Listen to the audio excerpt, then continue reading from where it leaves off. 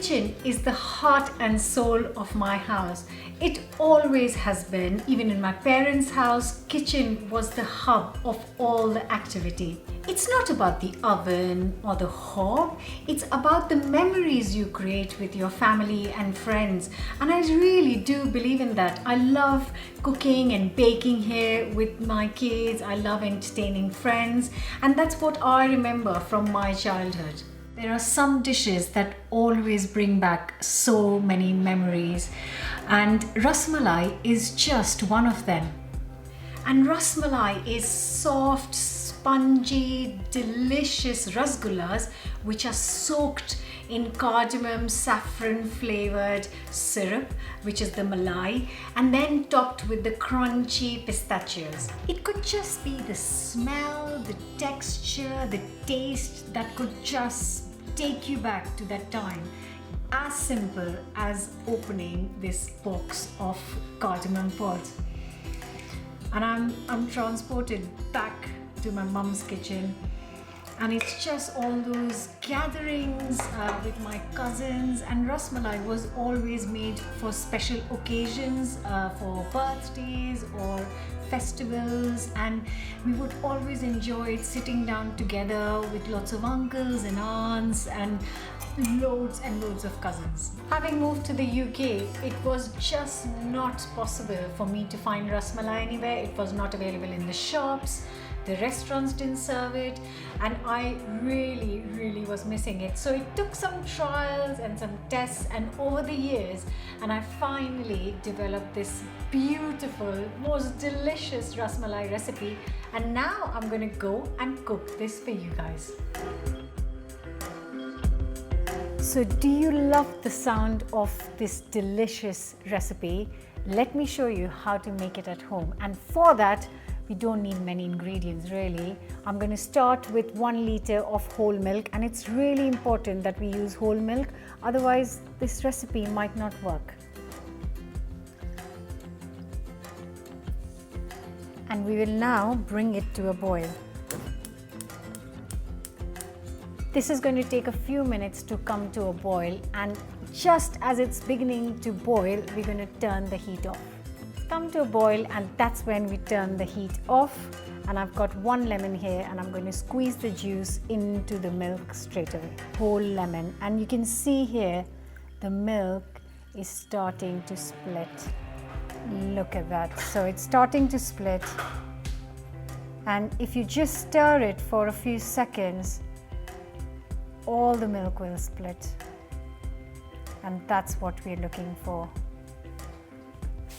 Now it's time to get our thick milk. We also call it paneer or chhena in Hindi, and we're going to get rid of all the liquid, and we'll be left with this delicious stuff which we're going to use to make our ras malai. Now we're going to put this straight in and get rid of all the liquid.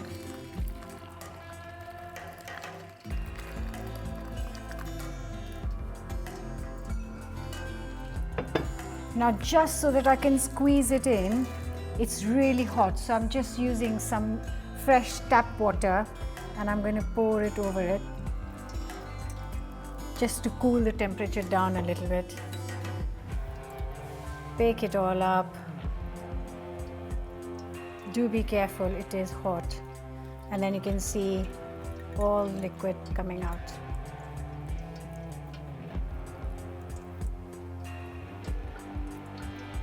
You can let it cool slightly before you squeeze it a bit more, but what I'm going to do is, and the trick is to leave it hanging somewhere.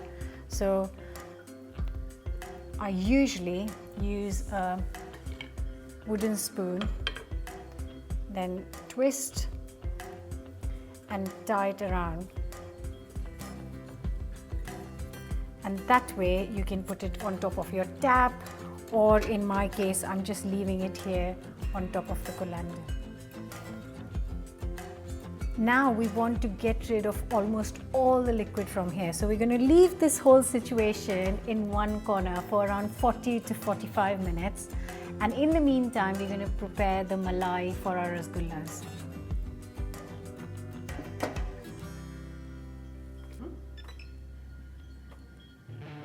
So I've got another nice big pan and I have got another liter of whole milk.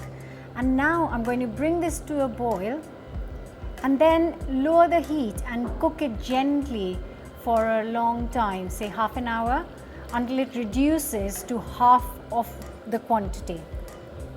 So don't just leave it and forget about it. Keep your eyes on it. This is ready. Got rid of most of the liquid from here. And I love opening this bit because it's like a Christmas present because it's so beautiful inside. And here you have the paneer or chena, and look at that. With the fingers, we need to make it super smooth. It always reminds me of home because my aunt would make this really delicious rasmalai at home, and it would just be for special occasions, for some birthdays, and we would sit down with our cousins and enjoy this. Sugar syrup is bubbling away and I'm just going to take a small portion. Now this much mixture will make around 8 to 10 depending on the size of rasgulla you make, and the key is to keep rolling.